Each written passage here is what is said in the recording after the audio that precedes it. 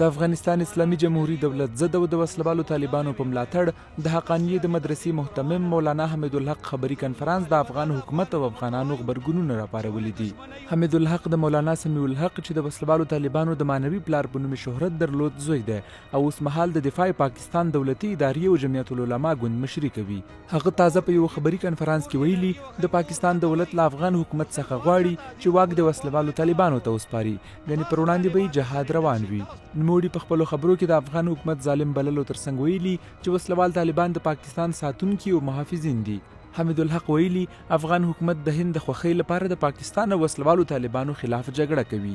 خو زموږ مطالبه دا د افغان حکومت ته وایو چې ولې دشمنۍ اور کې لرګي وخی اور زیاتوي، کرسۍ خو هر چاته عزیز ده، خو دا قوم ولې تباه کوئ؟ تاسو طالبان ته سرنډر شئ، تاسو طالبانو ته وسله په خپو کې کیږئ، طالبان به تاسو سینې سره ولګوي، تندي به مخول کی. خو دا جنگ و جدل طالبانو نه دی، دا افغان حکومت د هندوستان په وینا کوي.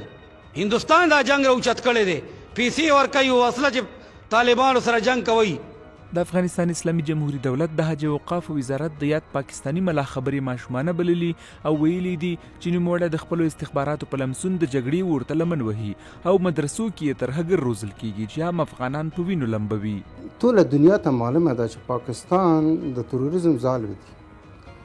پاکستان همیش تروریزم، القاعده، تنبیل، تنجیز، د هغې ځای، د هغې کورونه هملته ژوند کوي. تاسو د ولیدئ چې اسامه بن لادن کوم ځای کې ووژلی شو. د دې دپاره مونږ زمونږ محور، زمونږ مقصد د اسلام د چارچوب نه یو قدم هم وړاندې نه ځو. یو شمیر دیني عالمان بیا وایي چې پاکستاني ملایان د افغان نصوصو په تحریفولو سره د افغانستان جنگ ته د جهاد نوم ورکوي او د پاکستان د انګریزی قوانینو خلاف ټوپک نه راخلي. گپایی که اونا گفتن گپای اونا درست نیست. اونا از کشوری پاکستان که کشوری بیگانه است از اونجا گفتن، مربوط به خودی اونا می شود. عالمای پاکستان اگر میخوان اول کشوری خود اصلاح بکنن. د سیاسي چارو شنونکي بیا وایي چې د حقانیې مدرسې د مشر خبرې په اصل کې د پاکستان د حکومت او استخباراتو نظر ده.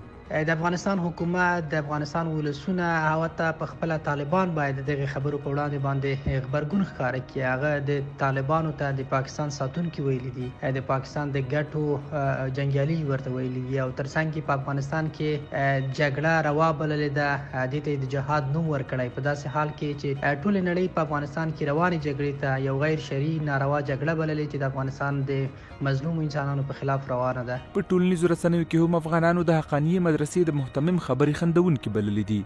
دوی لیکلي چې د پاکستان قانون د انګریزانو په لاس جوړ شوی او په عامو بازارونو کې د بدلمنۍ مرکزونه دي. خو د یاد هیواد ملایان د ځان د اصلاح پر ځای د افغانستان د اسلامي نظام پر وړاندې فتواوې صادروي.